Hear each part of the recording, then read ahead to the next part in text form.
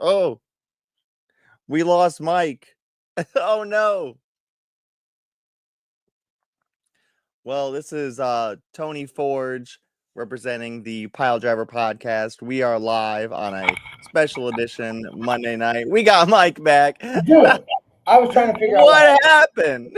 I know, like I clicked live and it was like, we've lost connection to your camera. And I was like, oh, great. All right. Well, like Tony said, welcome to a special Monday edition. We were both being fathers yesterday, getting it in with the kids and hanging out. But this is the Piledriver podcast, and we got a good show in store for you tonight. We are recapping the weekend. Tony and I went down to EFW at the Estabrook Center. RSW held Papaws Birthday Bash extravaganza, which I have the recap for.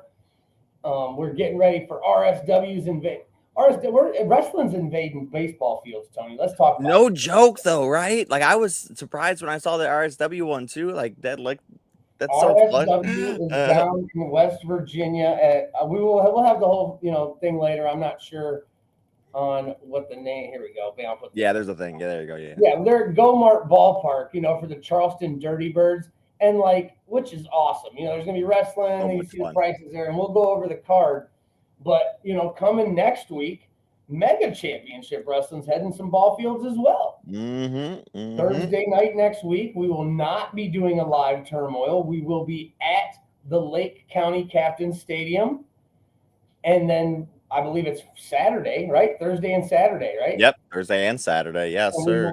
We will be. I think Saturday. My bad. I think Saturday is the Lake County Captains. Thursday we will be at that Akron Rubber Ducks. Correct. Yes. Thursday is the Rubber Ducks. Saturday is the Captains. I know that we've done the Rubber Ducks before, but I was never able to go. But the Captains is always great. We've had Jeffrey show up from Toys R Us, the Toys R Us giraffe. Yeah. We saw a gorilla do a moonsault last year. That was so much fun to watch, man. That was so how the concept of that is beyond my even because the mascot, dude, that's a mascot. That's we get it. We're not thinking that's a real gorilla, but that's a person in an extra 50 Well, that's right, exactly. Yeah. So I mean, to see him jump off the top rope, let alone do a moonsault, was freaking pretty sweet. But yeah, we got EFW. Let's get into that. EFW 3 live on Triller TV from the Estabrook Center on Fulton Road in Cleveland, Ohio. Free show. This was a free show put on by EFW for the public, and I personally loved it, man. I thought it was awesome. The event, the center, the venue was real cool. Lots of room. Definitely lots of room for growth for EFW at Estabrook. Yes, and I think that's a great possibility if they keep booking that spot. It's even that something I've been a little critical of, honestly, is their drone flying is great shots and everything looks so nice production wise, but it can be a little distracting going around the ring and things like that for the fans. But this more open area is a lot nicer for that, I will say. I agree. Speaking on that drone, dude, my worst fear happened during one of the matches. Oh no. The drone got knocked and it fell inside the ring during a match. And I was like, oh, get it out of here. You gotta get it. I'm just gonna bump on the drone. Yeah, I literally just in my head, I immediately saw something oh shit, somebody's gonna take a back body drop and they're gonna land right on that bitch. And it looked like it was that thing wasn't cheap. That's a nice piece of equipment they got. I saw the dude, he had the whole headset, everything on, flying it. It wasn't just. I can only imagine how cool that looks. You know what I'm saying? Oh man, right. I've never done that. I've never had the whole headset get up. We had a drone one time and it was on my phone. So right, and that's exactly. But to put on a cool headset and just kind of get the first person views got to be nuts. We have that an old Oculus, whatever it is, the VR set or whatever. So we've played some stuff, but nothing like that. Yeah. Jill Dials in the chat. Hi, Jill. Thank you so much for joining us. Thank you for all the shares and stuff. We appreciate you very much. Yes, yes. But yeah, EFW went hard, man. We had a lot of matches. We did have a couple of pre-show matches that were put on.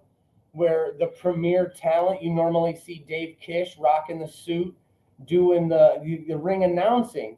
This time he shred the suit and he teamed up with Riley Santos, and they picked up a victory over the Alpha Bros. I actually missed maybe the first 45 minutes to an hour. I had my daughter's dance recital. Yeah. So I missed that completely. Bobby filled me in. He was later on, he doing ring announcing, and he's like, he wrestled earlier. I was like, wait, what? Yeah. Yes, shout out to Bobby. Bobby came in his best Bear City Vice impression. Yep, He looked doing very much like Norm. Bear City Vice. Bobby looked great. Mm. But yeah, they had a little tag team match, and Dave Kish and Riley Santos were able to pick up the victory. Then we had another. I wrote it down actually. We had another pre-show match that was Mr. Wrestling 3000 was his name. Okay. And yes, Got it. Mr. Wrestling 3000 came out. I remember now. And shit, he was something else. That's just what I'll say about Wrestling 3000. He was Mr. Wrestling, all right. He wrestled a young rookie named Proof, and Mr. Wrestling was able to get the victory. By far, though, my favorite pre-show match was one that was added last minute. We had Solomon. I'm sorry, not Solomon. What the hell was his name? I didn't even write it down. I just wrote the EFW trainees because there was a couple trainees they were gonna make their pre-show match, and before the show they asked who they were wrestling, and EFW owner Ronnie Rotten said, "Well, I got a guy coming in. You guys are gonna wrestle. It's gonna be you two versus him." And I was like, "Oh, like a handicap match? Okay." Yeah, and in through the door walks Wrath. So shit. These young fellas, they were destroyed by Wrath. Yeah, nice little trainee match. Got some some reps in front of a crowd. Yeah. I don't know if you necessarily call it they got reps in. I mean, they were kind of just they tried. They tried, but if you know Wrath, you know Wrath. So he absolutely demolished these trainees, and I mean, they, like I said, they tried real hard. They didn't get a 1 count on him. I think they were able to get him down to a knee for maybe half a second. But other than that, this match was all Wrath all the time, and absolute decimation. Well, and I mean, we missed Wrath last week on Turmoil. We weren't sure where he was. We saw Omen, but I mean, Wrath is obviously traveling, is what Wrath is doing. Yes, he made his way out to Cleveland and put a hurting on some young boys. Welcomed them to the business a little bit, kind of. But then we got into the main card, which, like I said, was broadcast live on Triller TV. Yeah, that's cool. And what a way to start this show. Pastor CeeLo versus J-Rock Daddy. Yeah, that had to be a fun match. As most people know, J-Rock is not well liked by the EFW universe. And this was exactly what happened here. Pastor CeeLo, able to use all the tricks in his book, able to avoid the dreaded J-Rock Piledriver and pick up a win here, was awesome for CeeLo. Nice. Big win. They went to a decision last time they came out. So for to not go to the crowd and CeeLo to get the win here was just a great stamp for him in that book. And then this match. All right. So we can look to your right and you see Chris Onyx versus Miles Jacobs, or Chris Onyx and Miles Jacobs. As we all know, card subject to change. Miles Jacobs was there. Chris Onyx, unfortunately, was not. But we did have somebody to step in for Chris. And his name, I got him right here. He just followed us back on the gram today. Was Atlas Hightower. And he was good. I'm talking. Yeah. He looks great. He looked like a super good wrestler. He was very, very agile in the ring. Opposite of Miles. I came in halfway through this one, so yeah, I saw I believe I saw just like maybe the finish or so, and yeah, he looked great. I very impressed by his Miles partner there. Yeah, it was my first time seeing him, so I thought, again, I thought he was super athletic. I've seen Miles a bunch of times. Yeah, Norman Vito, Bear City Vice, it- was actually funny because Vito came out when the music played, the entrance hit. As we all know, Norm is one of the commentators for EFW, so he was doing his job. He was commentating. I'm not even sure if he knew that he was supposed to be in a wrestling match because Vito came out and was like, Norm, we got to go. Like, we got stuff to do. So Norm comes out, gets in the ring. It was a solid match. Norm dropped the long leg of the law. I almost thought he was going to get Mr. Hightower. Able to get the shoulder up, and unfortunately, Vito took the brunt of this. Norm caught a couple nasty chops in here, but Vito took the brunt of this abuse from Miles and Mr. Hightower.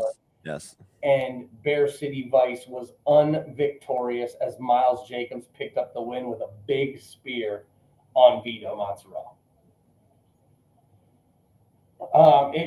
Again, Bear City Vice trying to do their thing. You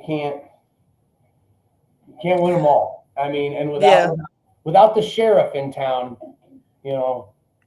Yeah, he was off at doing his own thing.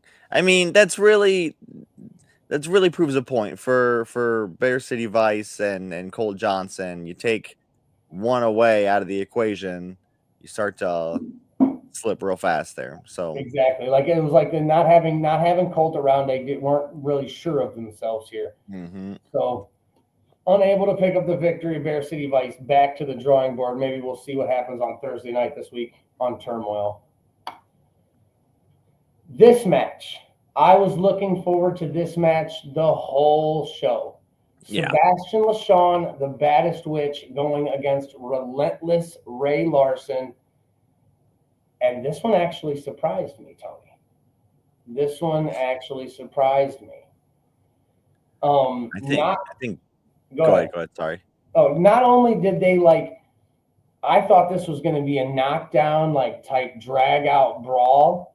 Not only was it more of a match on the quicker side, but honestly, I'm not discounting her at all. I thought Sebastian had this in the bag, but Ray Larson proved me wrong. Ray Larson could control 90% of this match.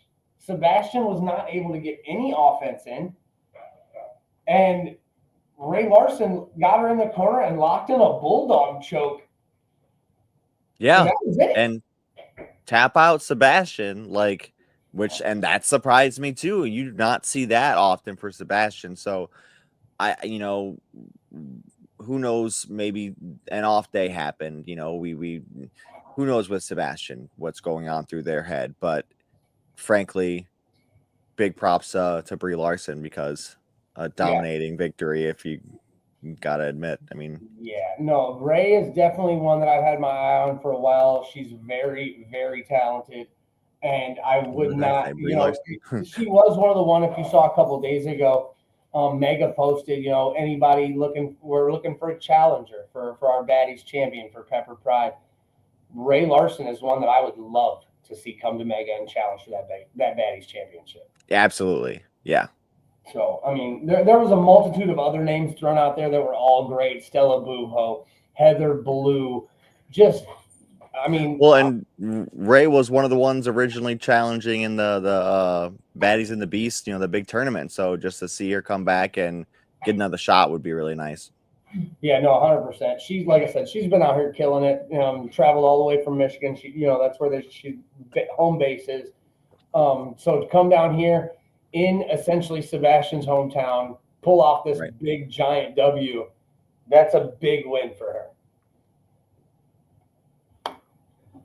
Let's see what we have next. Oh man, this match. This one, yes.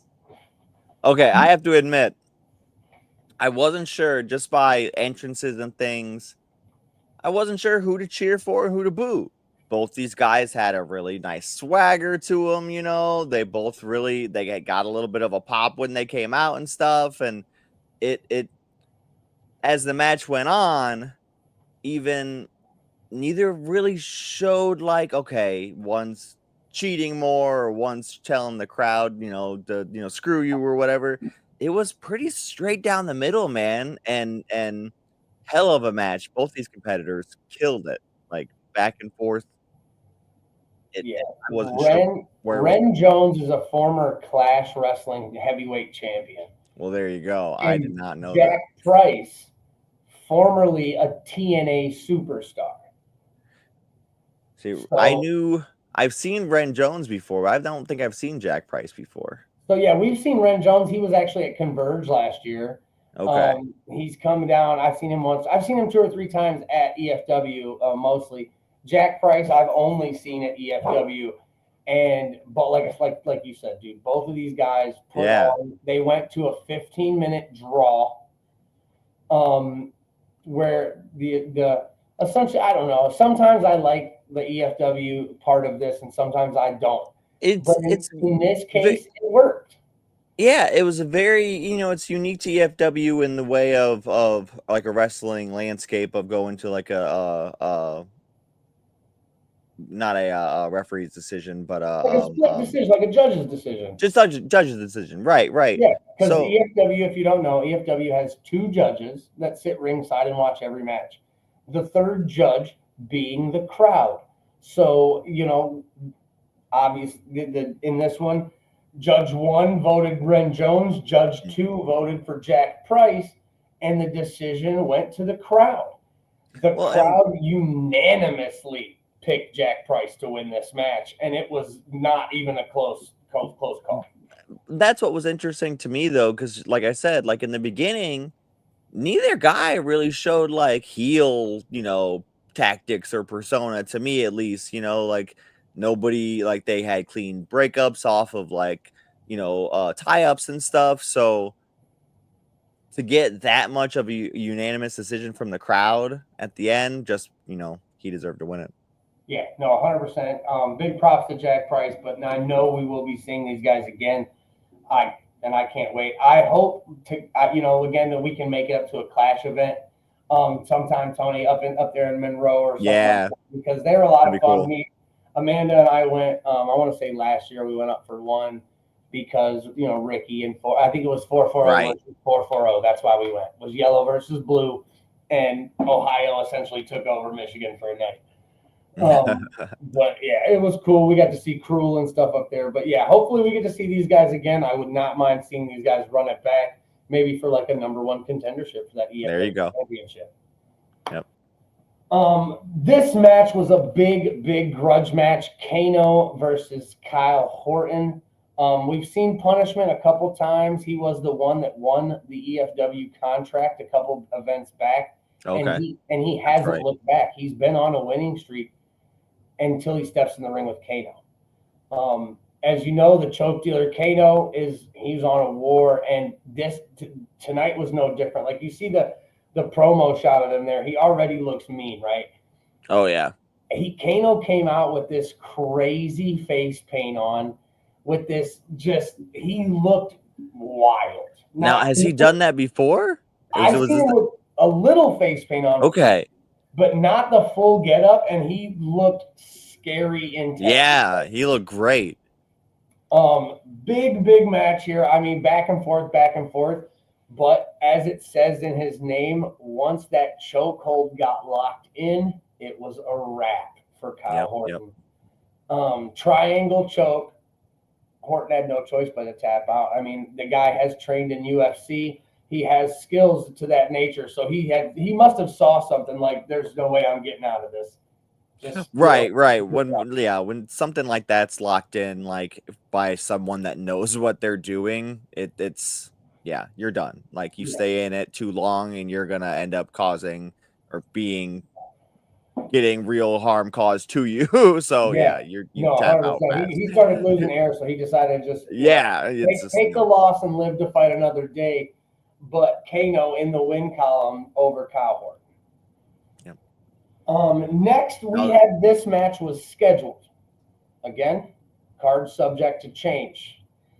Isaiah Moore not able to make the journey. I believe he had an ankle injury, as I was told. So he was told, hey, if you don't hurt yourself any farther. Obviously, we don't want you getting hurt. Take your time, rest, recuperate. We'll find somebody else for Dios to fight.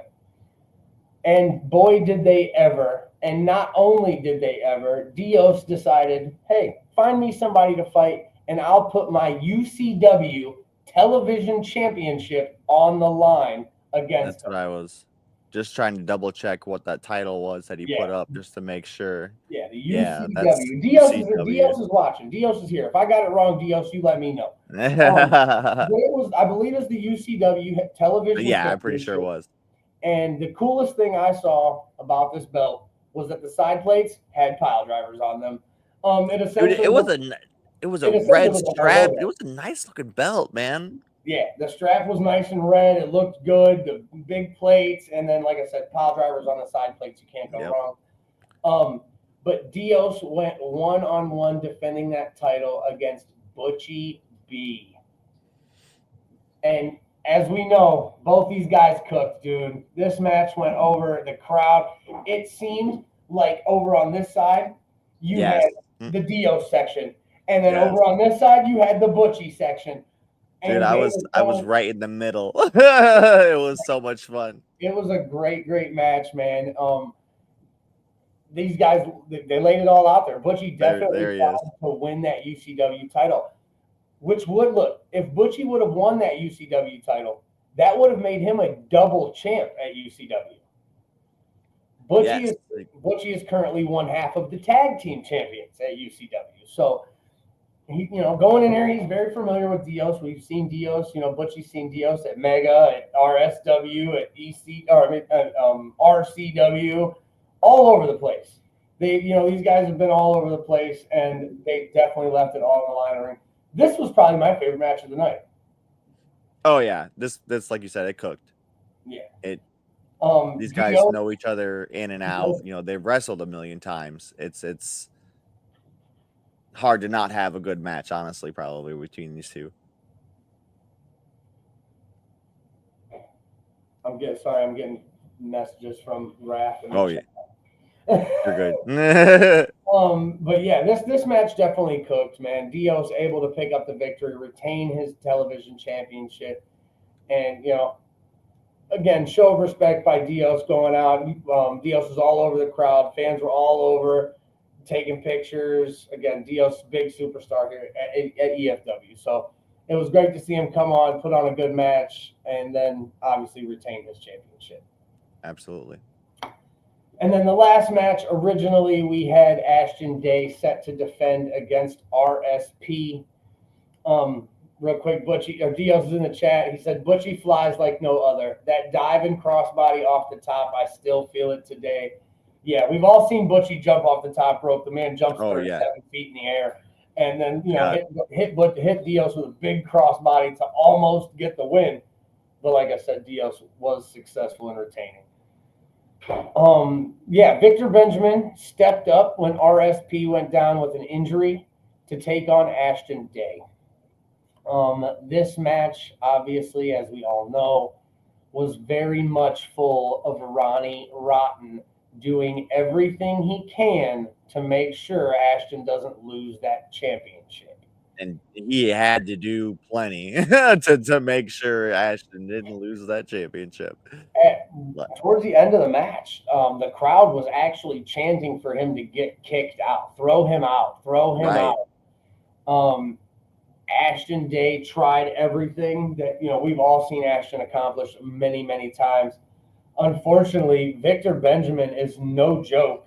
The man looks as scary in real life as he does in that promo picture right there. He is a boxer. He is a UFC fighter. He is a wrestler. He can do it all. Oh, and he was literally running to the top rope, hopping up the top rope, and just doing. He had like a double arm drags. Yeah, like double underhooks. Underhooks and like suplexing. I don't want. Yeah, right. I'm not sure Yeah, what the hell overhead, like an overhead, a double underhook, overhead suplex, Arm. I guess. Yeah, But I he don't like, even yeah, like know. you said, he would Steiner run up the ropes. Yes, exactly. That's exactly what he would do. It was very, very intense. Like I said, Victor Benjamin is crazy athletic. Um, it came down to the point where Ronnie Rotten got up to break up a count, and Victor Benjamin just socked him right in the mouth. He did. He was owed it.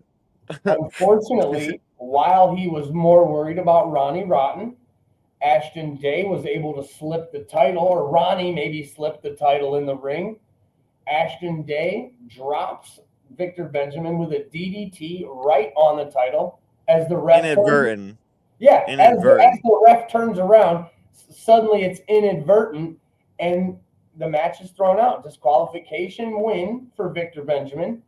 I gotta say, I love Ashton in the, well, I don't know, I don't know, and then he would turn to the crowd and he's like, oh, I knew. Oh, yeah. I don't know, ref. It was perfect. It was good. And able to walk out with the title via a disqualification loss. But again, I've seen posts already from Victor Benjamin today saying that he should be the champion. He should be the EFW heavyweight champion. So I assume he's going to be trying to get back into this title hunt as soon as possible. Well, and you never know, RSP could be still lurking. He, isn't getting his shot there, so. Also true, but big shout out to RSP. Hopefully healing well. Yes, having sir. some back issues going on, so prayers up to the Deathmatch King. But yeah, again, EFW at Estabrook was awesome. I loved that venue. I loved the venue. Go back. Free event. We've seen free events down in West Virginia for RSW. So for them to put this free event on and it kind of showed up, the way I expected it to, a lot of kids showed up. There was a lot of kids, they did, and they were happy. They loved the wrestling. They were into it. Which is always good to see, man. You see kids in the front row having a good time, jumping around and stuff. It's real cool. Oh, getting autographs signed and such a good time. Yeah. So yeah, kudos to EFW for putting the programs out with the big autograph section in the back because they definitely used it. They had like I said, all the wrestlers were out selling merch. They had pizza and mozzarella sticks and nice food options at Estabrook. So I definitely hope we go back to Estabrook Rec Center. Yep, 100%. But meanwhile, while we were at Estabrook Rec Center down in West Virginia, Papaws Birthday Bash was happening. And we had some stuff that was also a free event down in West Virginia. But the big story out of this was right there in that picture underneath Pawpaw, that big X Division champion Moose was in the building. Sad I missed that. I am too. Moose looked great. The seminar I heard was real good. So I ain't mad at it. Yeah. But we had an internet title match. Andrew the Giant, who is a micro wrestler, if you are not familiar. I was wondering. Going one-on-one with Vinny Maverick for the internet championship. I heard that Andrew put up a good fight, but we don't even need to tell you who won there. That's Big Nasty's world, and we're just living in it. I really hope he didn't hit that moonsault on Mr. Giant here, because man. Paulie the Hammer in the chat says, "My dudes, hope you had a wonderful Father's Day." I did. Thank you. Thank you, sir. I did as well. I sent Paulie the picture that I sent in the chat because Paulie's one of Zoe's biggest supporters. So yeah, here, just let me dad real quick. So yesterday we had 2 softball games, right? We lost the first one because of the umpire. It was a drop dead 70-minute. Like at 70 minutes, they just cut it. Whoever's winning wins the game. Tony, we were down 2 runs with 0 outs, and we had a girl on second and third. Like the tying run was, and the dude he walked out was like, "Game's over." We were like, what? How do you do that? You had to finish the inning, dude. We were super salty. So yeah, we ended up losing that game 8-6. But after the game, the other girls like stood on the, where they line up on the first and third Right. base lines, and collectively our team got together and our girls picked the MVP on the other team, and the other team's girls got together and collectively picked the MVP for our team. Zoe got the first MVP of the game because her glove is made of gold. The kid is a defensive monster. Like, nice. she turned 4 or 5 double plays yesterday. Hell yeah. So, That's so sweet, dude. She got the MVP. It was probably one of the best Father's Day gifts I could ask.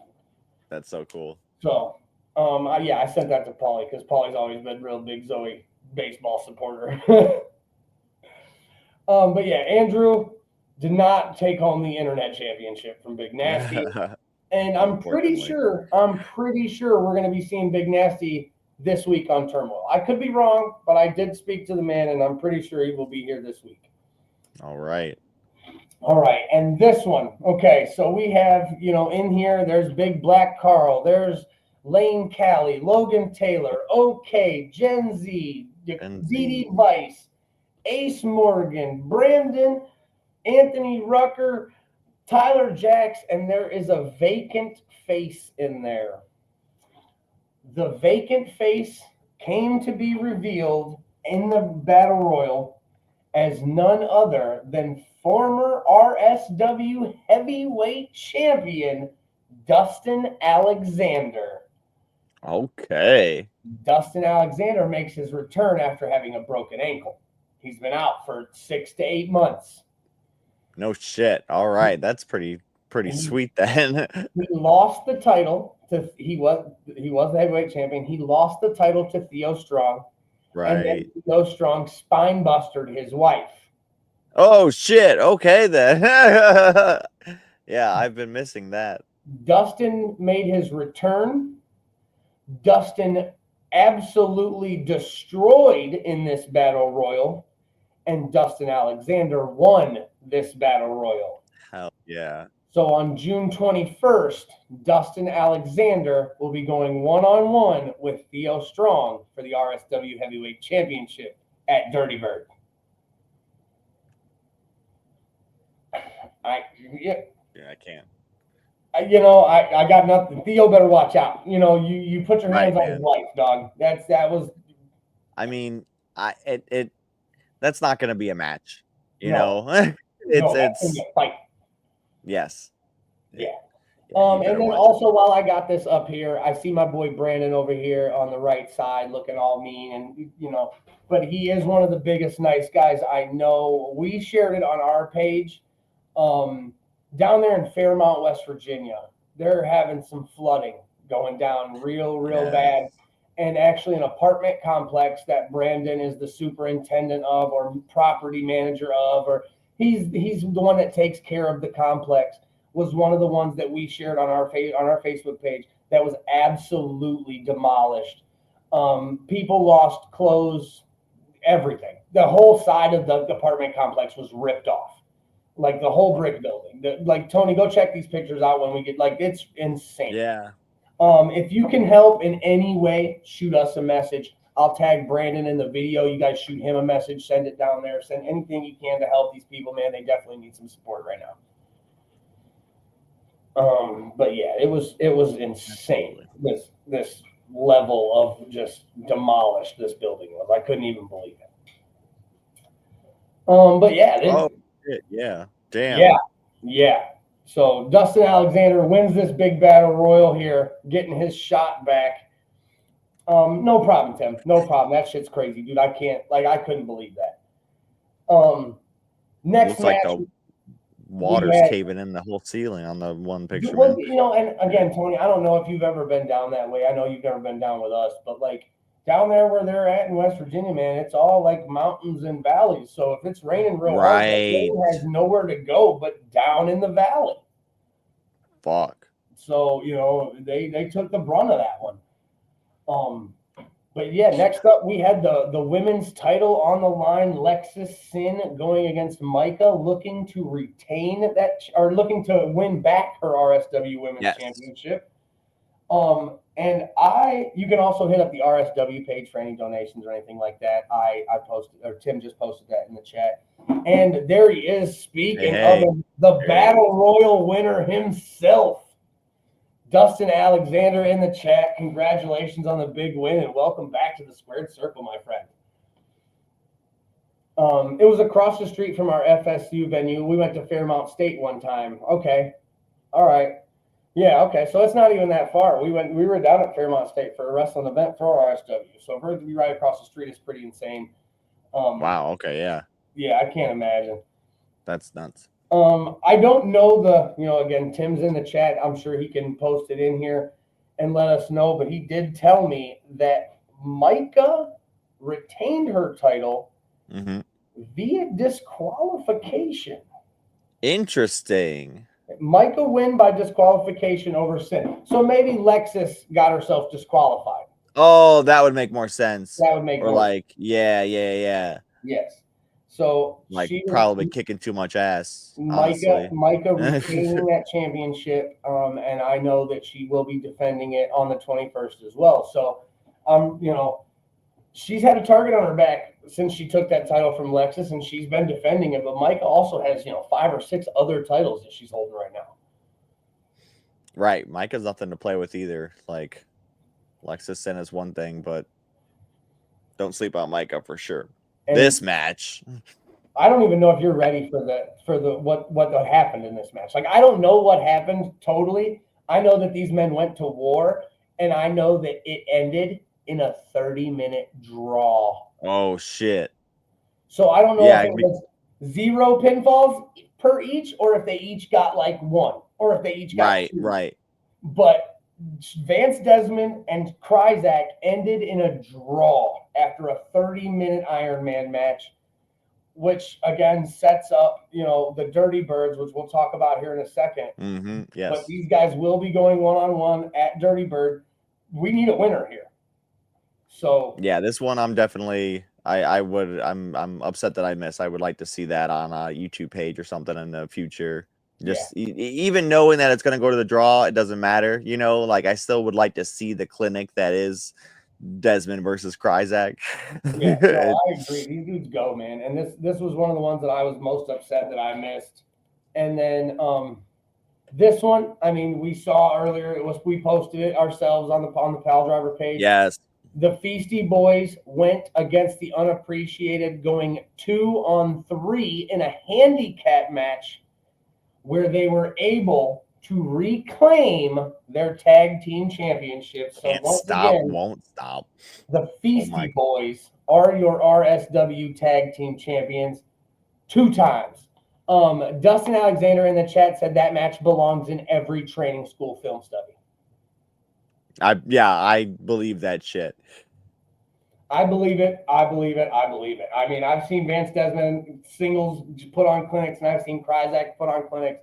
For them to both go Iron Man to a draw is insane to me. Cody Gray in the chat, Big Hungry, congratulations, Handicap clinic. Clinic. But yes, the Unappreciated held the titles for maybe a week or 2, and they lost them. So. Tyler Jackson in the chat, he said, what did he miss? I want to know how you did in the Battle Royal. I know you did not win it, but I want to know what Pawpaw had in store for you after your shenanigans at the last show. And then last but most certainly not least, Moose put his X Division championship on the line against the RSW heavyweight champion, Theo Strong. As you can imagine, Theo Strong did not dethrone Moose. I mean, I'm sure he put up a good fight. He had a shot for sure. It's not like he didn't have a shot, but it's Moose, man. Moose has one of the best spears I've ever seen. Like, the spear from Moose is top notch. So I know that it says in my notes from Tim, Moose beats Theo to retain his X Division championship. So there you have it. Theo. That's easy enough. Cody said, not even going to lie, thought Theo had him beat. Wow. Okay. All right.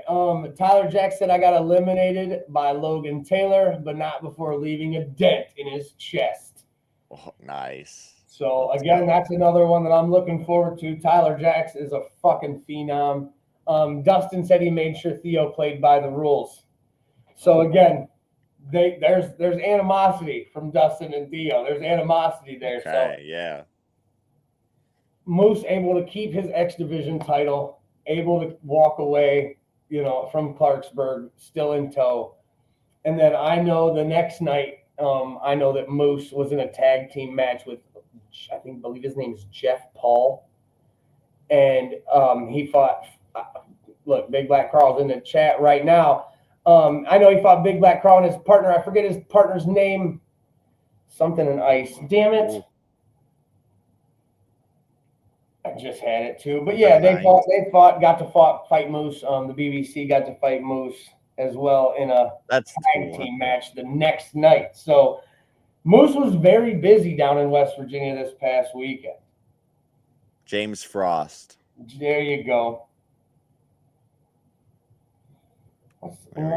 What's the name of the team?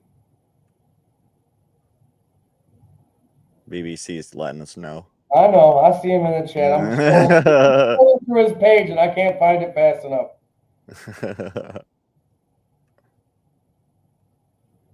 But yes, Big Black Carl killed it. I mean, he's one of my favorites. Black Ice. There you go. Black Ice. That's the name of the team. Black Ice. James Frost and Big Black Carl. That makes sense.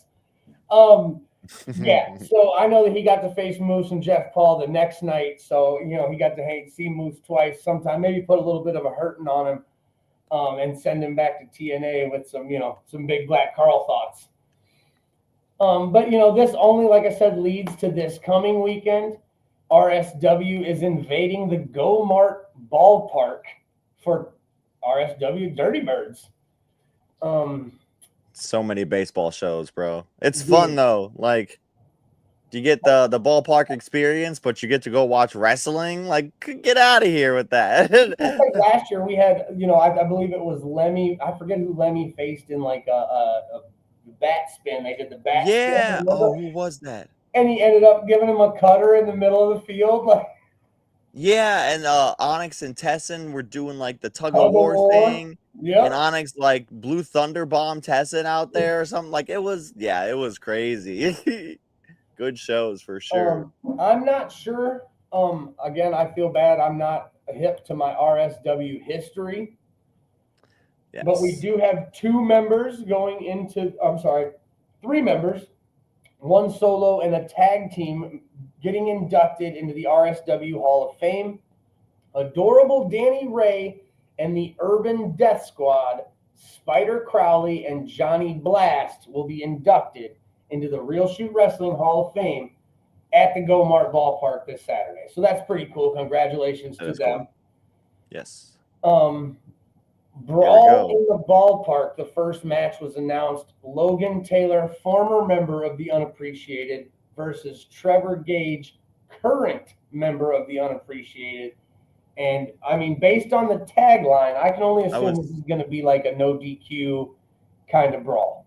Right. I mean, I obviously don't know exactly where they're going to be set up at, but in the ballpark, they got to go through a little bit of crowd or through around some tables and some, you know what I mean? Like, I mean, Logan could try to shove a hot dog in his mouth or something. You know what I'm saying? Like, not anything to happen. So we can only see.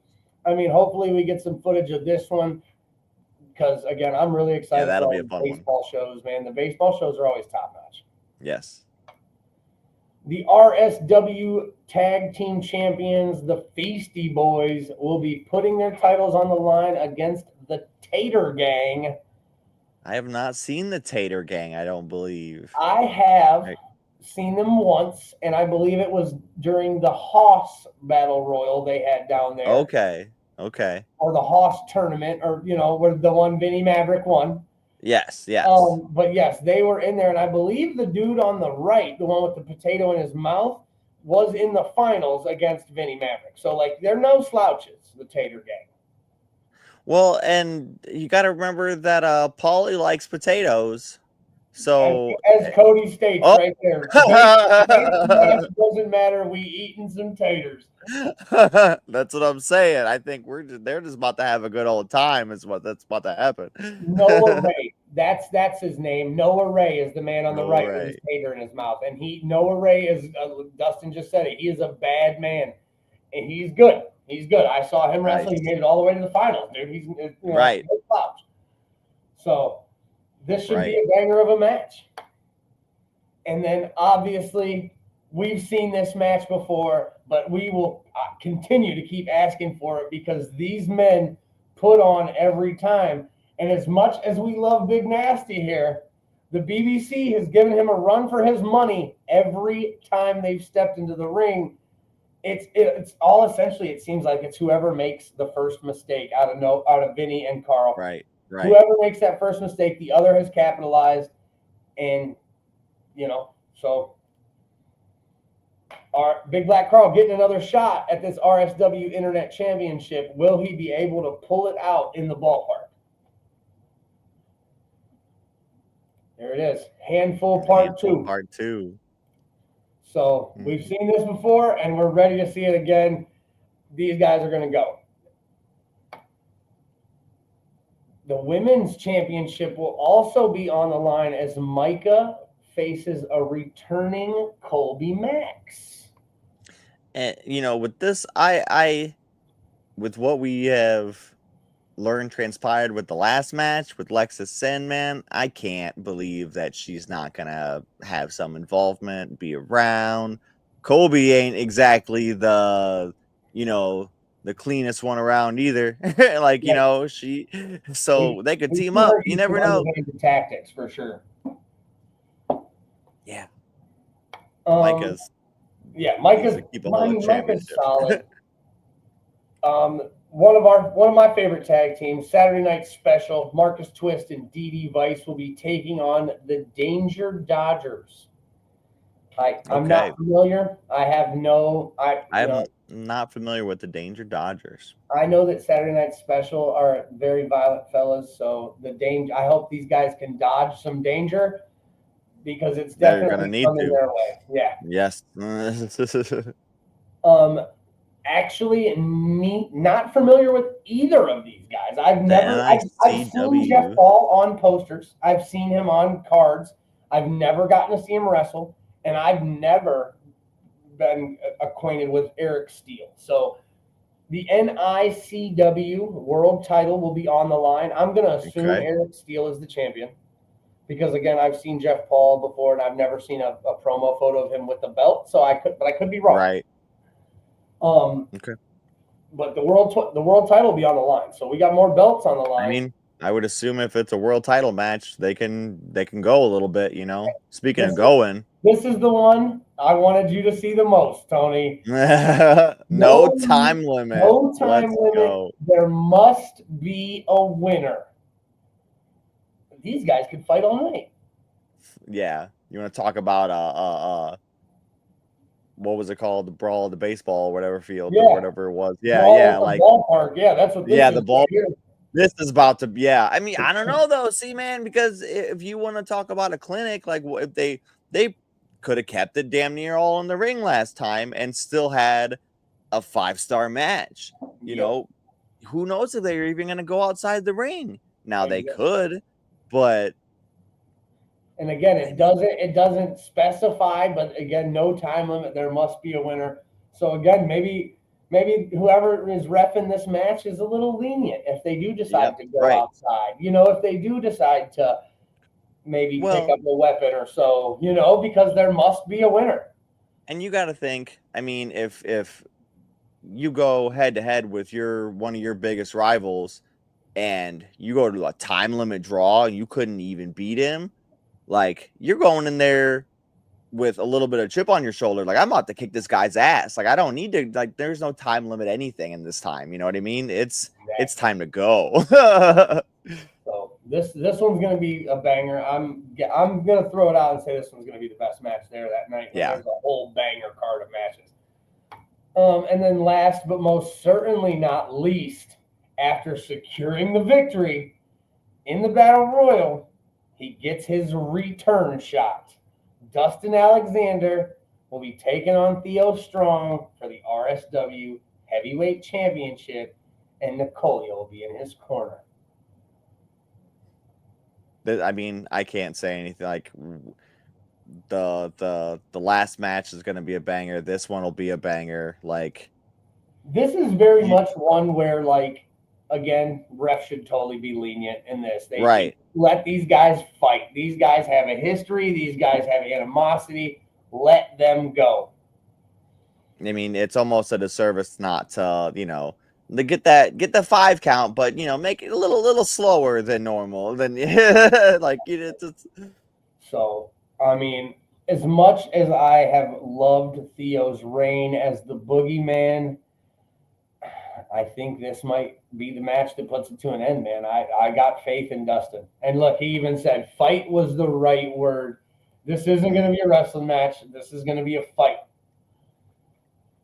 So, Dustin Alexander versus Theo Strong for that RSW Heavyweight Championship. And we could very easily have a new heavyweight champion, man.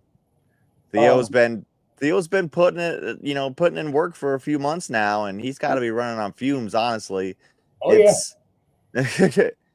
Well, especially after that last match where he had to, at the last event we went down to, where he had to defend it in a triple threat match. His opponent didn't even show up, and he came out talking smack, and Paul put him in a triple threat match. So, then Moose, and then he just fought Moose. So, and then that's coming up this weekend. Like I said, I'm going to put the top page back up. Ringside seats $25, GA tickets $15, gates at $6. Or you can get your ticket to the box office or on dirtybirdsbaseball.com. But if you're down in Charleston, West Virginia, head out to the Go Mart Ballpark. Take the kids. Have a good night. Baseball and wrestling. And then last but most certainly not least, before we get out of here, if I want to talk about the indie circuit, we have Converge 2 on the horizon, July 12th at our home, Lorain County Community College. I believe I heard the BBC of Mega say it best on Turmoil last night. This all started as, let's bring all the promotions together and let's just have a big event. It has essentially turned into Mega versus the world. Can't we all just get along? Can't we all just get along? The first match that was announced for Converge was Bear City Vice and Colt Johnson taking on the Feisty Boys and Ashton Day. The Feisty Boys obviously representing RSW. Ashton Day, a mega boy himself, has opted to side with Neo Pro here. Yes. And align himself with Neo Pro and team up with RSW to take down Bear City Vice. So, I mean,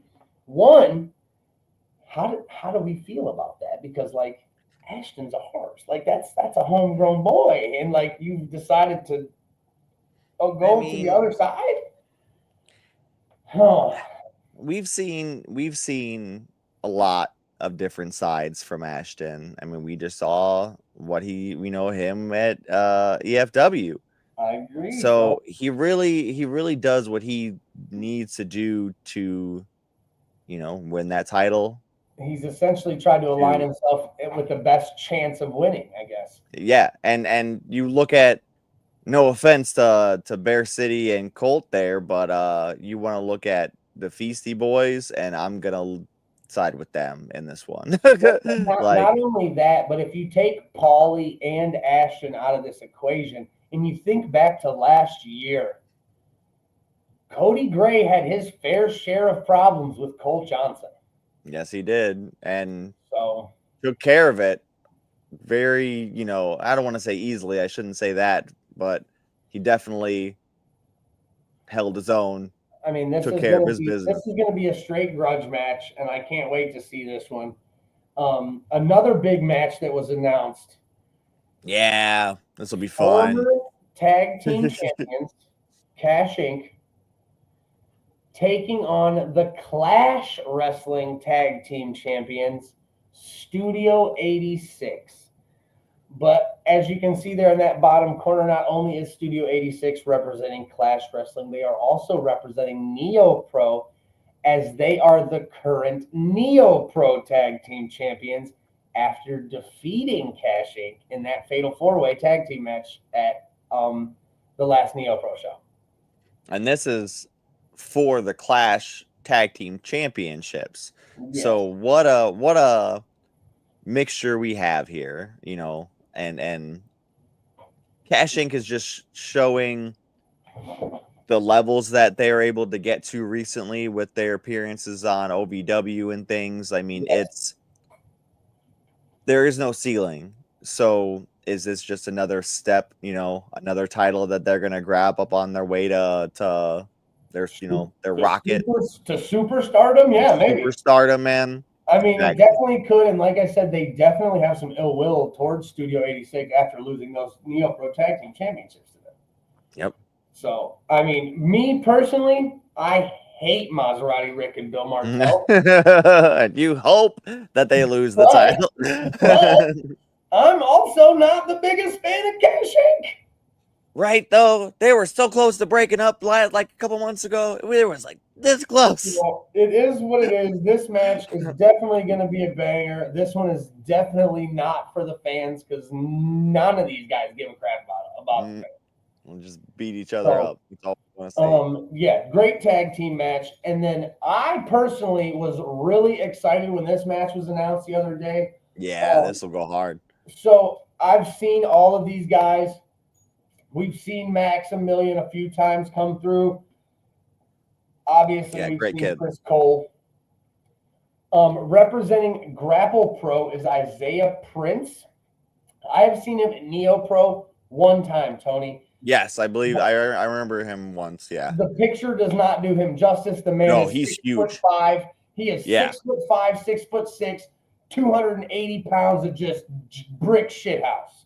I could see him just for size alone being somebody that like an ID program would be interested in, saying you have a look, you have, you know, at the very least capable ability, you know, in the ring.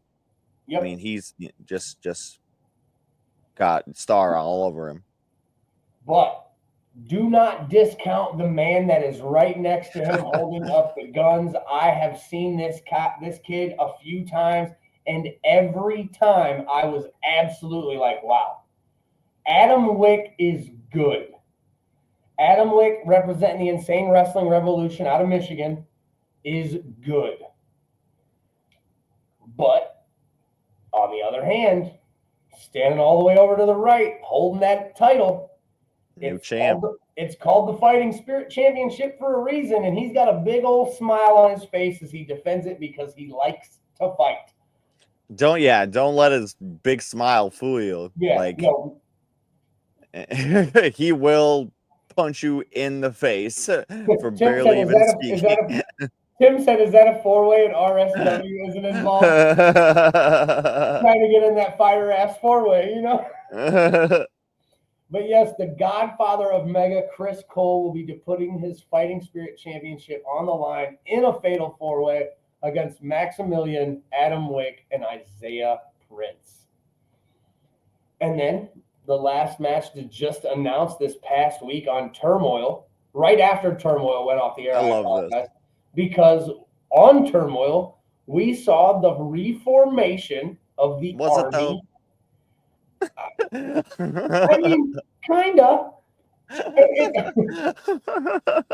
Paco wants to be. He's like R-Truth in the Judgment Day, dude. But Pastor CeeLo, Wrath, who we have seen before as a team, now Wrath has branched off onto his own and gotten his own disciple in Omen. Somehow created or whatever he did. Yeah, I have no idea. Omen's scary. I know that. Yeah, maybe scarier than Wrath. Teaming up with Tic Taco in this fatal 4-way match, and I know that they have Price Pure Gold.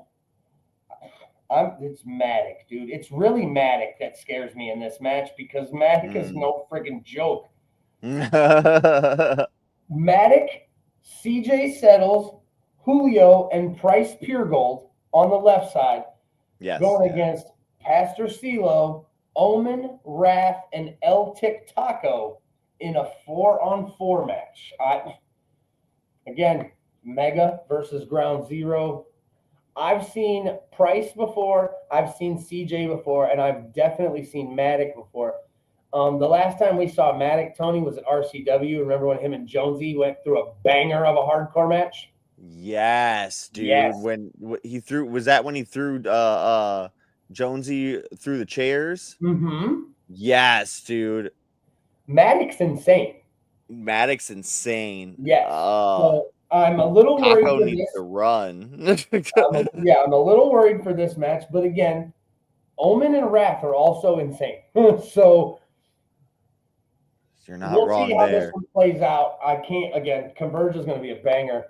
And then the last match that was announced was the Mega God Chris Onyx will be going one-on-one against Thomas Bailey for Thomas Bailey's Chaos Heavyweight Championship. Another title that could come home to Mega from another state. Yeah, I don't know that I want to say I've seen Thomas Bailey before. I know I've met him a few times, but it's same kind of thing almost. Like, these are two hard-hitting big guys, Yeah. like it's gonna be a fight. Not a lot of technical wrestling in this one. No, this is going to be haymakers on haymakers. Yeah. Maybe we'll get a suplex, but I know Onyx just likes to try. Onyx likes to attempt the suplex and just throw people. So Yeah, he just hits that X-plex, man. He likes to just throw you. He doesn't really care if he gets you all the way over. You better hope you don't land on your head. yeah, I mean, and then obviously the kick, you got to watch out for the Claymore. You got to watch out for that flying in the middle rope DDT. Onyx got a bag of tricks, man. He can. Oh yeah, he does. So, and I'm sure he's got new stuff in there that we haven't even seen that he's been working on. Like he's we saw him fighting Kalam for that mega title a couple months back, and we saw him last week on Turmoil show up and just straight interrupt Kalam's match. That's right. Yeah, I mean, him and Convol essentially took turns beating up the mega heavyweight champion. So yeah, who knows what's going to happen. Plays out. We'll see how that plays out this week on Turmoil. If Onyx is in the building, if Kalam's in the building, if Convol's in the building, and then obviously we're headed out to the baseball fields next weekend. So we'll have to see how that plays. If we end up getting a brawl in the middle of a baseball game. And I mean, that's really all I got for independence coming up. I know, like I said, I'll have the results for RSW this coming weekend or next Sunday on the show. We'll let everybody know what happened at the baseball park down in Charleston, and we will let everybody know what matches we might have available, for the Rubber Ducks and for the Captains. Yes. I did want to touch on one WWE thing, as we do have one of my favorite events going on. I love that they brought it back a couple years ago. The King of the Ring is currently happening right now, and we got the brackets up here for you. So far, we got Sami Zayn going one-on-one against Orton. We got Cody Rhodes going one-on-one against We Don't Know. That match will be happening tonight. We're a little behind. It's already 8:10, so we're gonna get out of here soon so we can get in and watch Raw. Yeah. But the big thing out of this is last week on Raw, that bottom on the bracket, you had Sheamus, Rusev, Bronson Reed, and a mystery somebody. Jey Uso loses the title and gets plugged into the King of the Ring is the most bullshit shit I've ever seen in my life. Okay. What did you have? Okay, did you have somebody already that you wanted, or were you just hoping it was going to be? I was hoping it was going to be a return. So and I've already seen stuff. He hasn't shown up on WWE like mainstay TV yet, but he has been confirmed at a main event. New Japan star Hikuleo from the Bullet Club, also part of the frickin' Bloodline, Right. made his main event debut on WWE main event. So I was Yes. kind of hoping that it was him because that would throw another. Ooh. He's 6'10" or something like that. Like he's huge. Yeah. Well, All then these he's been guys in this signed for like match a are year. all these guys in this match are huge. Well, and think about it. Except Okay, Jey Uso. you have maybe not so much with Sheamus. Well, no, okay, I was looking at it wrong. It's more just with your Bronson Reed is where you can have some of your bloodline tie in because he had a little bit of with that. Well, that's what Rusev I'm and saying. Sheamus have history. No. I mean like that. I mean like, but everybody in here is huge, like big, like massive. Oh, man. I see Like what you mean. Rusev is a big muscular guy. Sheamus is a big muscular guy. Bronson Reed is fucking huge and fast. And then Jay. And Jey Uso. And watch Jey Uso somehow win this bullshit. Yeet. Like, no. I get it. I understand the concept with the yeet and the whole he sells a lot of merch and he comes out and he makes kids happy. I get it. You see Rikishi go off on Twitter about it? Did you hear about that? But like I agree with you. I don't think it should be Jey Uso. I think that especially because I don't think they're going to keep him in the main event scene anymore. They're going to push him, mid card. What I read would make perfect sense, right? You take the title off Jey Uso so you can put him back with his brother. Yeah, I heard that too. They are the greatest one of the greatest tag teams of this era. Well, and you have a semi newly in the last like 6 to 8 months newly heel New Day. Yes. That's spinning their wheels with tag titles right now. So you flip that dynamic on its head from what you had, whatever it was 5-10 years ago, 6-7 years ago, where it was always the heel Usos versus babyface New Day. Yep. So run it back, do it again, but flip that dynamic around. And that's all you got to do. Because in all fairness, like you can change the music a little bit, maybe put the old Usos theme back together, and you can still have them come from the crowd. You have them yeet. Right, that'd be dope. You have them yeet together. The main event Usos. You know what I mean? Like main event Jey Uso and Big Jim, like that. Right. Like main event Jey and separate, Big Jim, but the Usos. Exactly. So they all have their like separate identity. Yeah. Yep, but they'll still be the Usos. That would be the perfect thing for them. The only plus I see out of this, if Jey wins, is that Jey has to fight Cody, and they're like best friends. And I that's probably I could see what's going to happen. I don't like, and that's the other thing is like, so Jey also has to, like you said, beat 3 other big guys. So he's the small guy coming in, beating 3 bigger dudes, and and then you go lose to Cody. So I don't know, man. You kind of not that you're gonna bury these other guys, but like Rusev's pretty new. He just came back. He shouldn't be losing.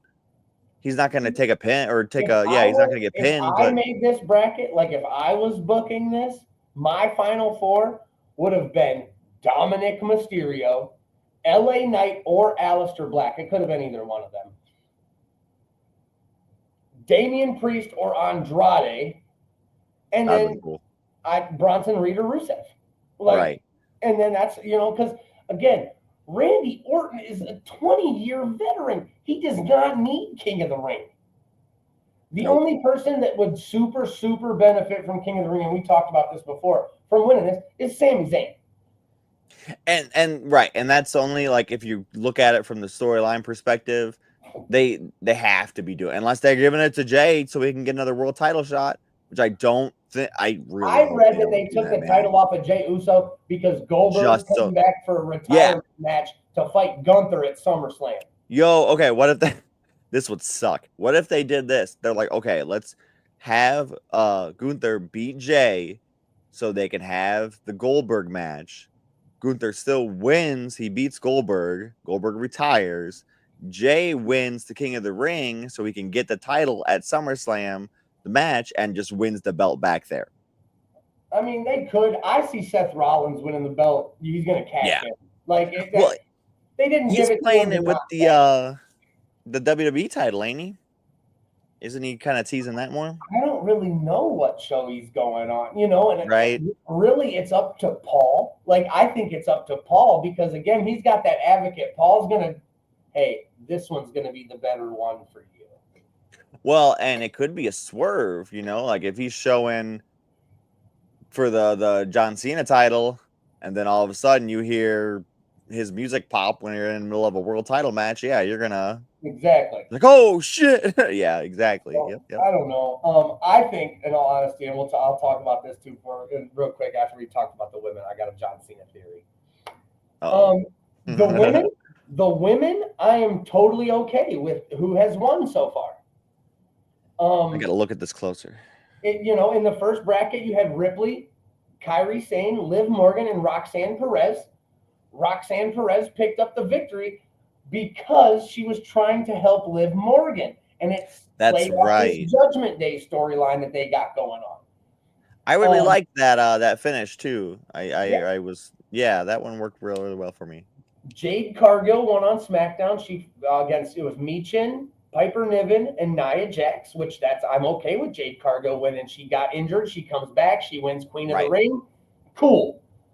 On the other side of SmackDown, another woman who just came back, Alexa Bliss. Yep.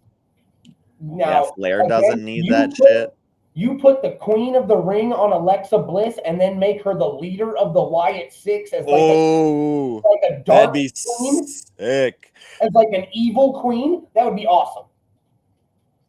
I haven't thought about that. That'd be cool.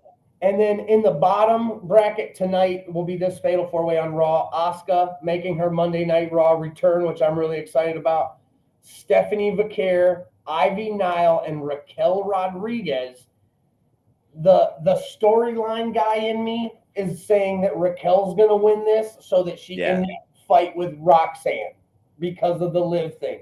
But if you've been paying attention, like, Liv Morgan walked off screen this week, and like Raquel and Roxanne were over here kind of like arguing with each other, like they had something going on that Liv doesn't know about. So like, who knows? I can see Vaquer winning this. The only person I can't see winning this is Ivy Nile. Yeah, I mean, unfortunately. I mean, Ivy Nile's good, but she's not up to the level of these other ladies. No, I mean, Nile might be in there to take the pin, honestly, because I doubt Rodriguez is going to, because she's big. They're not going to want her to take the pin. Asuka's just coming back. And Vaquer being the hot thing on the block now. Yeah. So Nile's probably in there to take the pin. Rodriguez, if she wins, I feel like that's almost too much of a, like, they're not going to have her beat Bliss then. So that's almost too much of a, just definite, It could be fun. Asuka Bliss, I could see that being a fun match. I mean, I'm excited for Asuka to come back. She's always been one of my favorites. She's really, really good. Oh yeah, for sure. And like, I feel like she's never even been used up to her full potential too, man. It's nuts. Like, she could always, I feel like, could have been a little bit more. Yeah. But like I said, I wouldn't be mad. I'm not going to be mad. Like, anybody from this bottom four could go into that final spot, and I'm okay with it. The women, I'm okay with all of them. Jade. I could totally see. I like Jade. Could you imagine how good Jade would look at, like, coming out in a Queen style gimmick, doing all this? Yes. Great. So Alexa Bliss, Dark Queen would be cool. And, Roxanne Perez, obviously the young rookie who would benefit very highly from winning Queen of the Ring. Definitely. Yep. I feel like I said, Asuka or Vaquer would be the logical choice. But if it's Raquel Rodriguez, it's because to further the Judgment Day storyline. Which, again, I know you told me you're like a week or two behind on Raw, right? So they do these Judgment Day segments, Tony, in the Judgment Day Clubhouse that they have. Yeah. In the Judgment Day Clubhouse, every week there's been stuff like planted, like merchandise. For the past 2 weeks, a lunchbox has been very, very prevalent with the demon. With the demon painted on it. Like the demon Finn Balor. Not just Finn Balor, the demon Finn Balor. So I'm kind of hoping for a demon return. I know people have been calling for that for years. Right, that'd be sweet. But to see him come back would be top notch. So maybe I'm just reading too much into it, but I kind of hope they win. You know, again, the king and queen of the ring has pushed multiple people to like superstardom. Like Booker T, already a star when he got King of the Ring, but King of the Ring just turned him into King Booker, and he became that much over. Right, like you didn't even think you could get to another level, and he's just that next top. You know, he's more that John Cena level guy compared to what he was before. Exactly. And then, like I said earlier, I have a theory. So speaking on John Cena, Yes, yes. okay, this is what I think should happen. John Cena is on this mid heel run. It's not even that good. R-Truth, Ron Killings, has come out, has cut his hair. He has said that he's essentially going to beat John Cena's ass. You put that fucking title on R-Truth. You put that heavyweight championship on Ron Killings. You let him beat John Cena on Saturday, like not obviously like not right now on Saturday night's main event or something like that, but something works up to it. Maybe Logan Paul gets involved in this match or something to where it's not a clear winner, where John Cena doesn't beat Ron Killings, but then R-Truth uses it to further it. So let's say October, November. We all know Cena's retiring in December. There's no freaking way that John Cena retires as a bad guy. No way. It can't happen. It's not going to He happen. has to retire as a good guy. You let Ron Killings beat him, Tony, and then Ron Killings comes out the next night on Raw. And he says, look what you've become. Look what this turned you into. Yada, yada, yada, yada, yada. And John Cena actually sees the light. And he's like, you know what? You're right. This is no. Like, and John Cena goes back to being a good guy. And then R-Truth can hold the title for a month or two. And or maybe even Seth Rollins cashes in the same night. Like, who knows? But exactly. And that could be something, because I don't see Ron Killings being like a long-term title guy, but and he's champion for sure. Yeah, but Cody beating Cena is, for one, just very predictable to win it back, and then he starts seeing the light. And when you have this like organic thing that happened with R-Truth, with Ron Killings, that they're like, sure, he's older, and you're not really gonna make a new star, but you weren't going to anyway with Cody.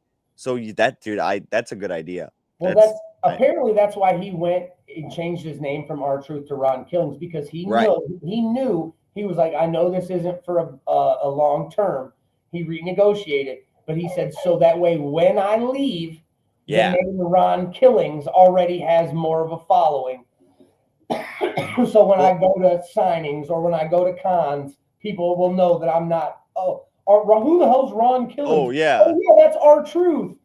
Yeah, where's little Jimmy at? Oh, you mean, you know what I mean? Yeah. He don't want to be doing that shtick his whole life. Yeah, exactly. I'm excited for Ron Killings. I grew up watching Ron Killings on TV in Memphis when I was fucking like 6 years old, dude. That's cool as fuck. Like K-Quick is what he went by back in the day, and he used that in WWE for a little bit. But I remember him way super that's young. Cool. So like I saw him at K-Quick when he was in WWE when he first debuted. I liked him back then.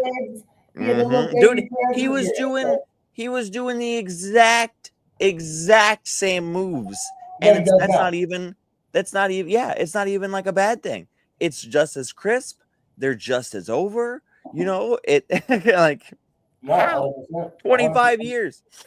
Yeah, R-Truth has withstood the test of time, and like and part of me killed me because when he got released, you know, I was like, he was a Vince guy. Like, unfortunately, R-Truth was a Vince guy. R-Truth was that guy when Vince was like, hey, I need you to go out and make yourself look like an asshole. Exactly. R-Truth was like, yes, sir. Okay, boss. Yep. And he never got hurt. Same with The Miz. Like, I just read The Miz is getting released. And like, what? Like, that hurts. Like, The Miz has been here for 25 years. The Miz has never been hurt.